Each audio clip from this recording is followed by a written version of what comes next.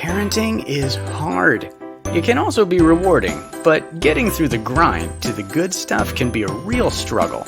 And all of us could use some inspiration, encouragement, or just a reminder that we aren't alone on this journey. Sometimes even parents need a timeout.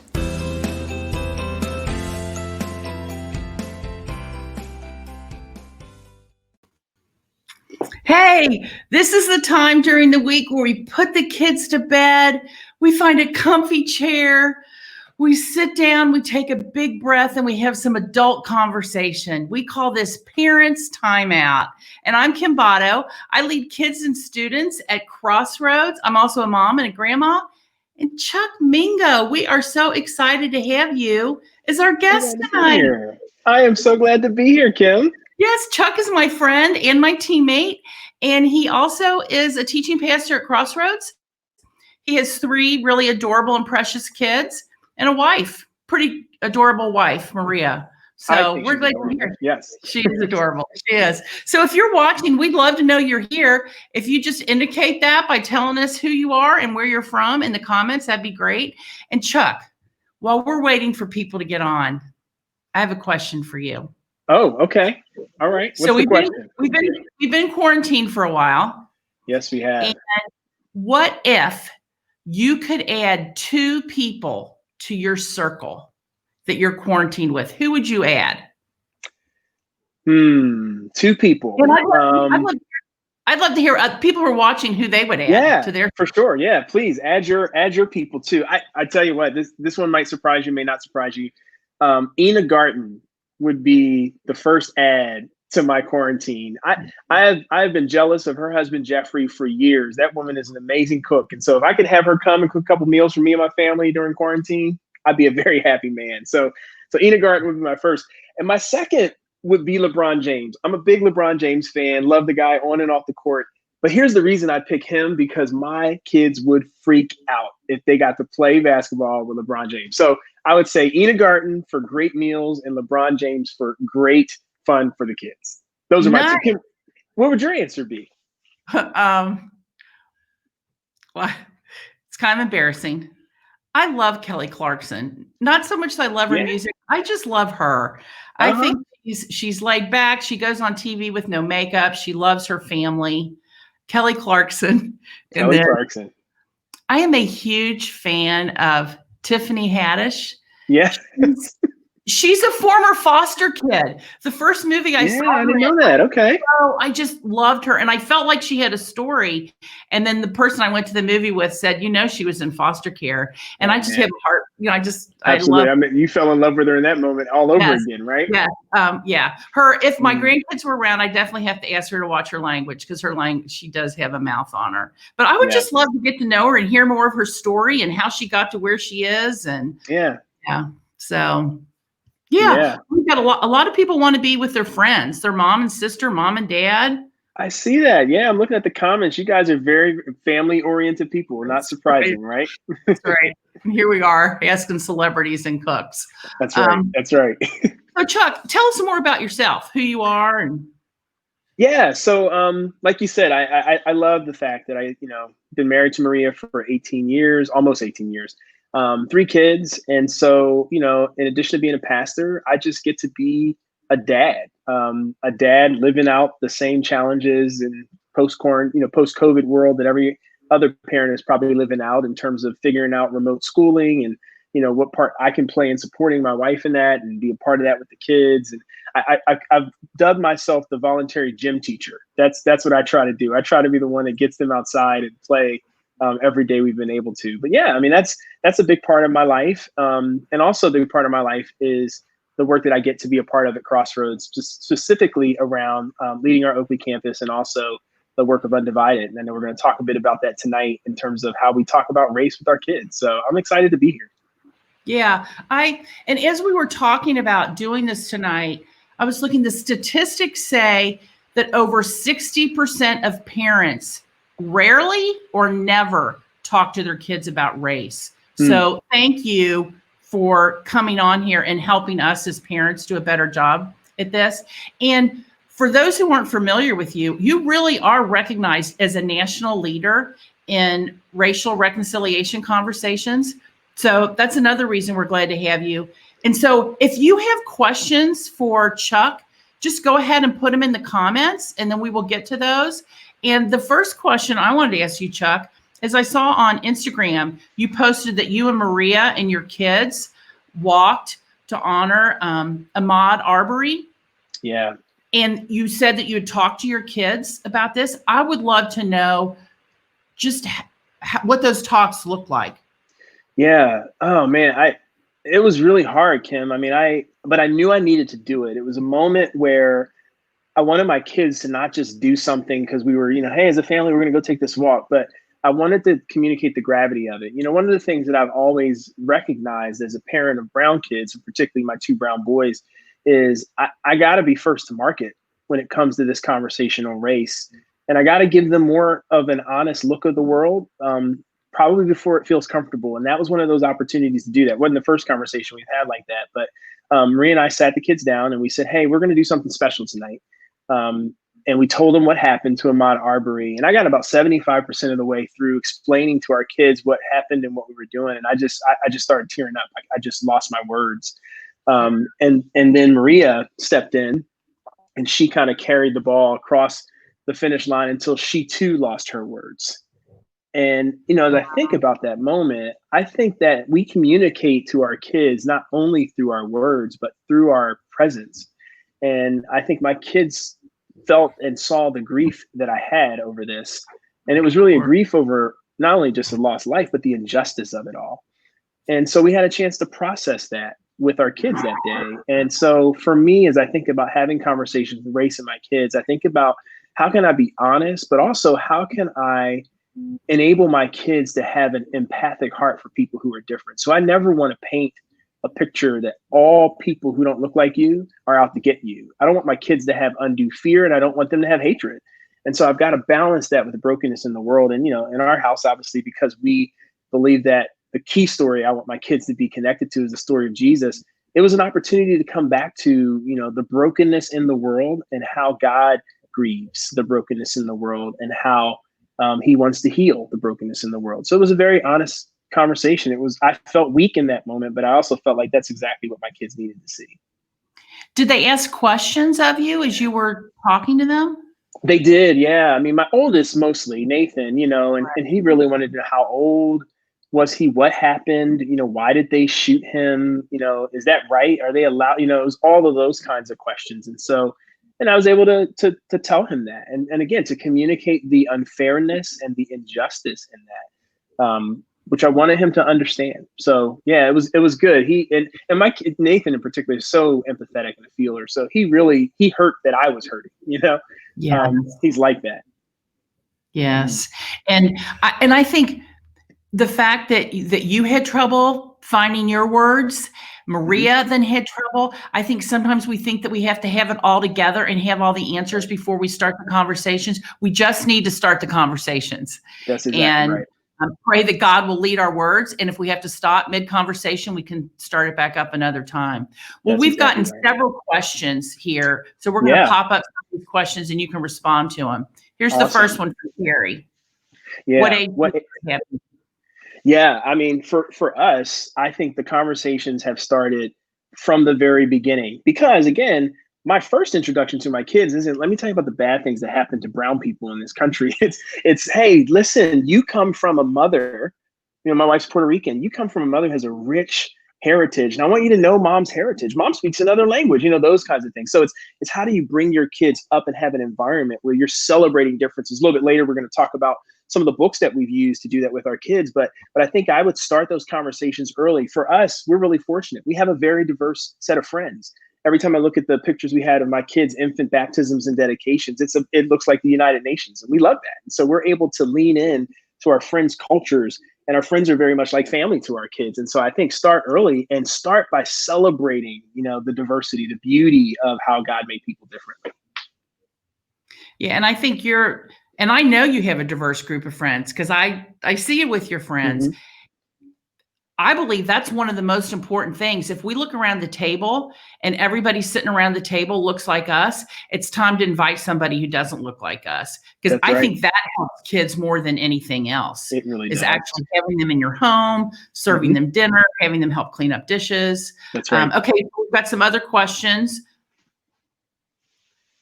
Yes, white parents raising children of different races. I'm glad this came up. I mean, I've got some very dear friends who are in that situation. Here's the thing that I tell all of my white friends, and I want to lean into this really hard. That is your kid.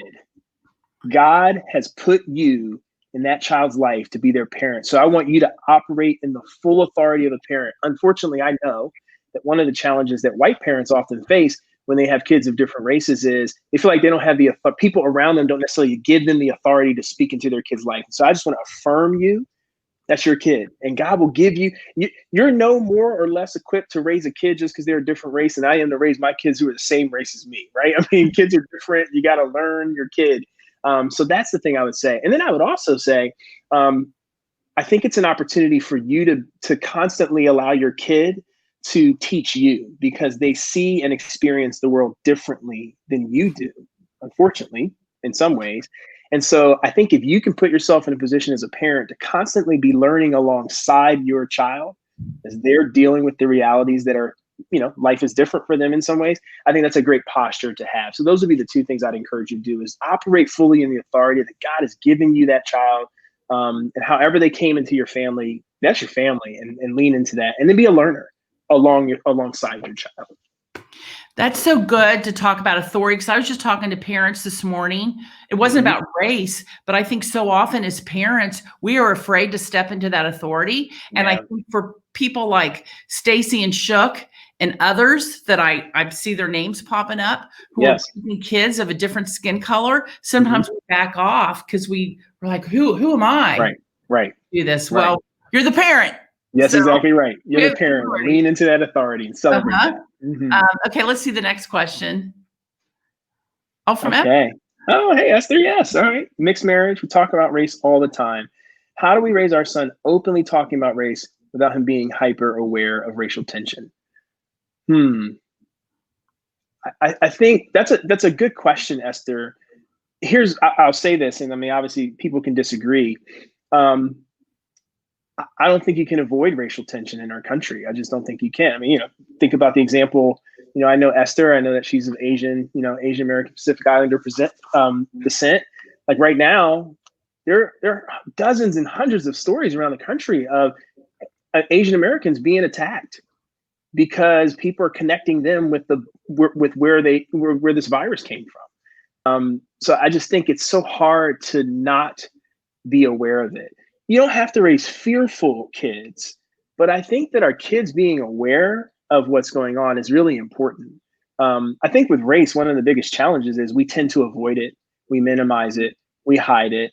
It stays in secret.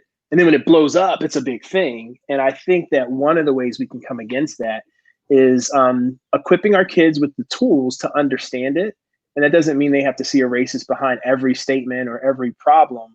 But I do think it's okay for our kids to have an increased awareness of race. So I love that you're talking about it, Esther, in your household. I think that's really important for your son and for your future kids.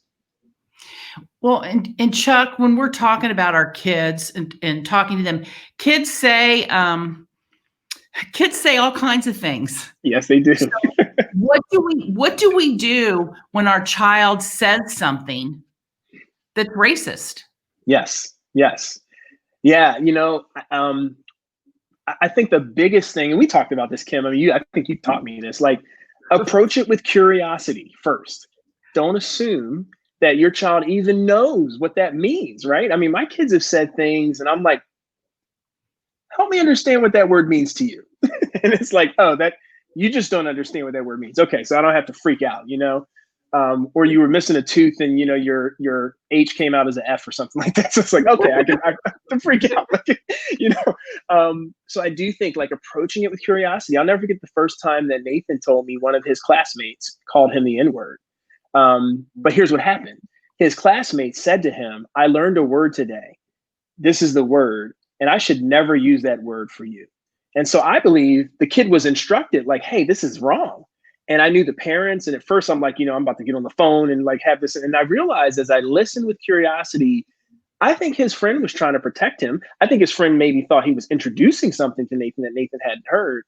And it was just really helpful to pause and start with curiosity to seek to understand. And then from there, I mean, it's a great learning opportunity. And even if your kid does know what it means and is saying it in bad fashion, I think then as a parent how you can begin to correct that. But I do think that that's one of those for sure where, man, a gentle word turns away wrath, the Bible says, right? Start with a gentle word as you begin to correct or teach your child about how to talk about race and difference. Right. I think in those conversations, like you alluded to it, the best first response, well, first it's like, check your face. Yes, check your take a deep breath. Yeah. And then it's tell me more. Yes. Tell me more. Yeah. Because you're Get right. Curious. So get curious. That's right. We do not know. Let's see. Do we have another question? Here we go. All right. Many discussions come from family movie night. Oh, I love it because family movie night is a great education opportunity. Favorite movie titles that come to mind that lead to deeper discussions, age appropriate, under 10. Remember the Titans. Yes, I love Remember the Titans. That's my absolute favorite movie. And, some of us might say, wow, 10 is pretty intense, even for that. Nathan just finished a book, and it is, in fact, a movie. It's called The Watsons Go to Birmingham. And I think that's a good one for 10 and under, because it, obviously it deals with the context of what was happening in our country back in the 60s. That's one that comes to mind for me.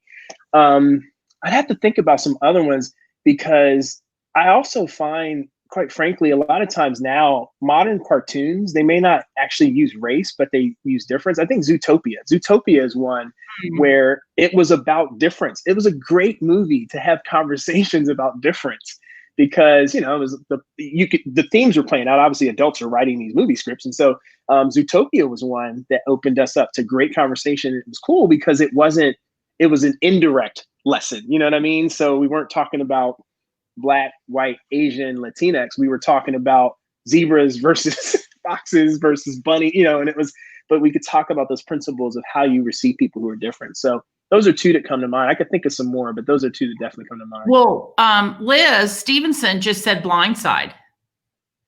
Yeah, Blindside's a good one too. Again, some of these movies for me are, I think Blindside could definitely be 10-year-old could engage in that conversation. Yeah.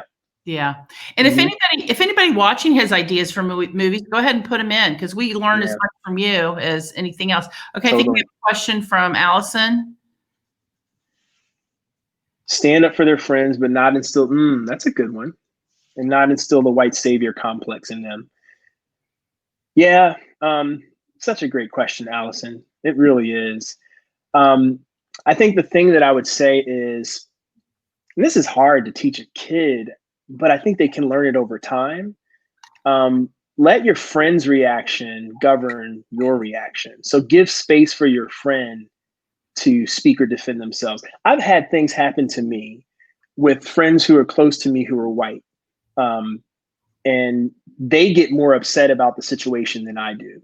And it's not because I didn't know what was happening, but sometimes as a person of color, you're just like, a person's just an idiot. I'm not gonna overreact to an idiot, and there's a level of confidence and comfort that comes with like, whatever, I also give context for people based on age. I have people who say things to me, and if they're like 70 or older, they might call me colored or, they'll use a term that's like, okay, yeah, that's not what anybody else would call me, but you're coming from a context where you're older, and I get that. I appreciate that. So I'm not gonna jump into that. So I do think that we can help our kids that way, by just saying like, hey, how did your friend respond? Did you give your friend an opportunity to respond? And just again affirming what's right and what's wrong. So I think one of the things you can do is when your child does defend a friend, and it's for the right reasons, celebrate that. So I'm glad you saw that, and I'm glad you spoke about that. Because that's really important that they feel affirmed when they speak up when their friends are offended. And that's true. Again, that's true across the spectrum, right? That would be true as it relates to other differences that people have. If you have a friend who has a learning disability, if you have a friend, to your point, Kim, who has come from a foster home or from a different family, single family household, I mean, those would all be things where you want your kids to be able to affirm the dignity of people who are different from them. So you're saying tell your kids to watch how their friend is responding. Yes. To get how they respond. What about actually having a conversation with your friend? Like, should they ask, hey, how can I help you? Or just affirm that, hey, Chuck, I'm on your team. What do you need? Totally. Yeah. I mean, just even just the saying like, hey, that's not okay with me. What happened was not okay with me. Just that affirmation is powerful for them to be an advocate for somebody who's, being bullied or whatever that might look like in a kid context. Good. Mm-hmm. There's a question on from Dana. Is it okay to describe race as Black, or are you supposed to say African American? Yeah, Dana, good question. And what I would say is it really depends on the person you're talking to. I wish I could tell you, here's the hard and fast principle, but some people do have a preference in terms of the terms that they prefer to be called.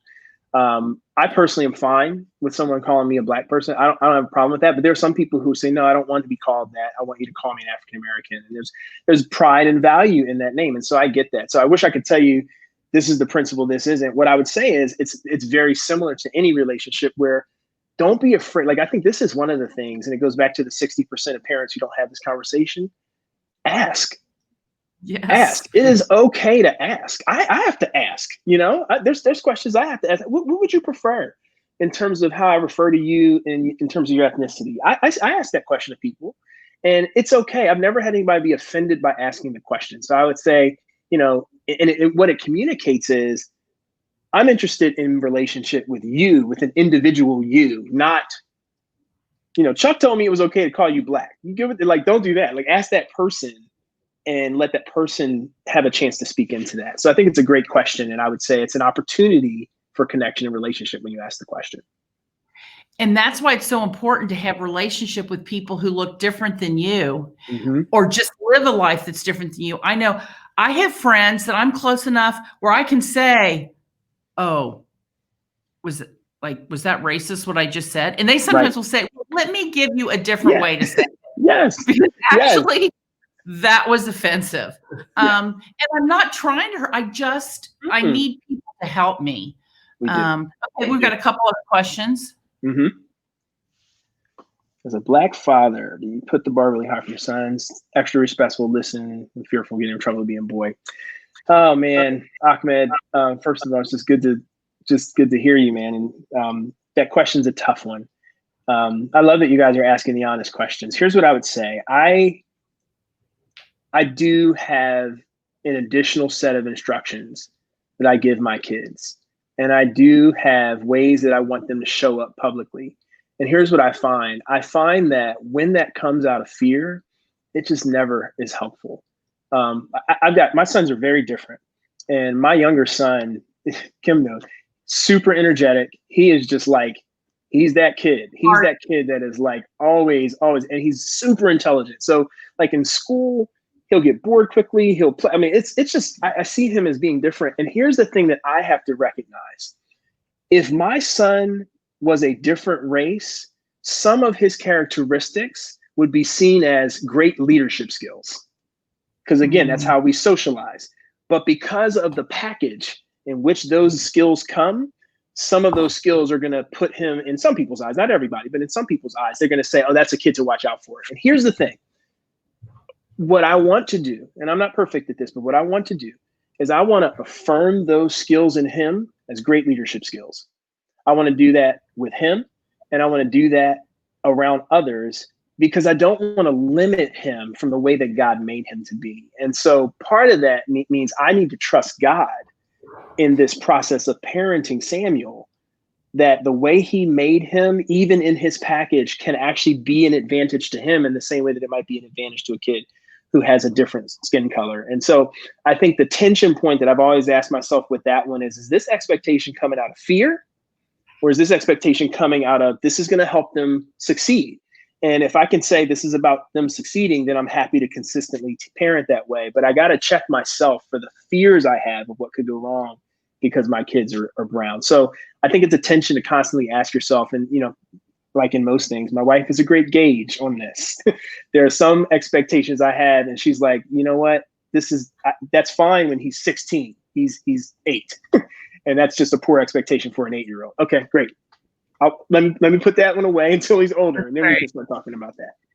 And I think you talking about having Maria to bounce ideas off of. I know we have so many single parents in our community. Right. Find somebody Absolutely. that you can bounce ideas off of.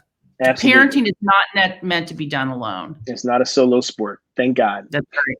That's right. Mm-hmm. I think we have time for maybe one more question. Jason, we'll answer it quick.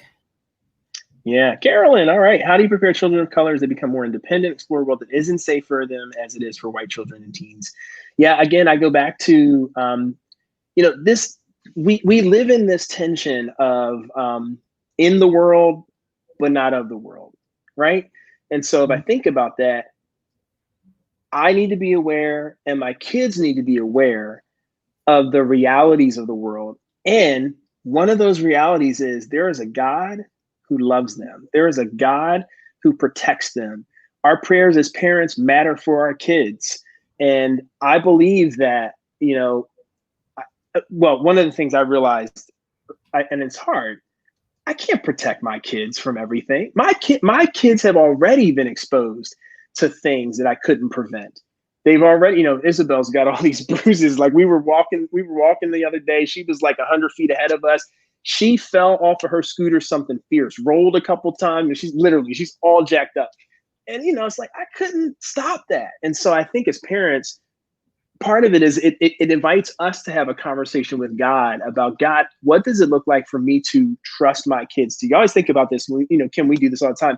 We do baby baptisms and dedications. And I always ask people, like, do you realize what you just said? Do you realize you just entrusted another authority to have ultimate authority over your child, which I think is absolutely the right thing to do. His name is God, and he's awesome. You should do that. But that's in fact what we did. And so at that point, as a parent, I've got to recognize God's calling me to be responsible to prepare my child, responsible to love them, responsible to be there to backstop them. And at the same time, he is ultimately responsible for all of the things that I can't control. And that's a tension that we live in. So in every way, this is still a spiritual journey as a parent. Even when you're raising kids and race is a dynamic, it's a spiritual journey. It's a journey of faith, a journey of trust, a journey of leaning into community, a journey of humility. It's good. Gosh, Chuck, the time just flew. Thank you so much. It did, yes. Do you have any final thoughts, or maybe something you'd like us to try this week to help us have conversations with our kids about race? I do. Before I do that, one of the things that I will say is tomorrow night we're doing a webinar. And it's really, what's God saying in this moment where Ahmaud Arbery has happened, Breonna Taylor, if you're not familiar with that, and just even the racial disparities with COVID-19. So we're getting together, and I believe it's going to be a night where people have a chance to lament, but also a chance to lean into hope. And so the link is there. If you want to, this will be with adults to talk more about that, that'd be great. And here's the challenge that I would give you. Maybe you have a summer reading list, or maybe you're creating a summer reading list. One of the great ways to bring this conversation into your family is to think about intentionally diversifying your summer reading list. I brought a bunch of books down. I'm not gonna be able to talk about all of them, but let me just give you a couple. So I got some picture books here. This one is awesome. This is Once Upon a World. It's a Cinderella story, but it's told from a Hispanic Latinx perspective. It's really, really good. And so these are some of the books for, my Isabel, my 6-year-old, that we're doing for her. I'm sure some of you have these floating around. The Who Was series is a great series, and they have a lot of books on African-American and other people of color. And then this is a great series, the Clubhouse Mysteries series. This is by Sharon Draper. So if you're looking for fiction books, that would be good for your kids. And then finally, for my older kid, this is a great book, Jacqueline Woods, Harbor Me. And then anything from Jason Reynolds. Jason Reynolds has a great series of books on sports, told from his perspective as a person of color. So I would say think about adding some of those books. We're doing that. We're adding books like that to our summer reading list. And that's a great way for you to engage your kids in positive conversation around race. So it's not only talking about the negative things that are happening, but positively celebrating race and difference. That's so good. Yeah, and we'll be posting, Chuck's going to post those books for us. We'll have it Yes. all on the Kids Club page, and we actually have a post out there where parents are recommending books for you. And Chuck, Awesome. I would love for you to pray for our parents as we close. Would love to do that. And again, thanks everybody for being a part of this. And Kim, thank you for the opportunity to spend this time with you. So let's pray. God, I just recognize that in every way, parenting is a journey of faith. And every person who is on right now is on that journey. God, I know that these are unprecedented times to be a parent. We're facing something even right now, this quarantine that we've never experienced before. But God, you're not surprised by it. And you are a parent to us. So I pray that we would just lean in confidence. And in the places where we feel uncertain or uncomfortable as it relates to race or any other issue with our kid, we have a good Father. And I pray that we would just lean into you in those areas and know that you got us, you got our back, and you will help us to raise our kids well. In Jesus' name, amen. Amen. Chuck, thank you so much. It is always a joy being with you. And I'm glad you're letting the back on, because it wasn't when I talked to you the other day. It's not. It was not. And parents, I just want to encourage you, have conversations with your kids.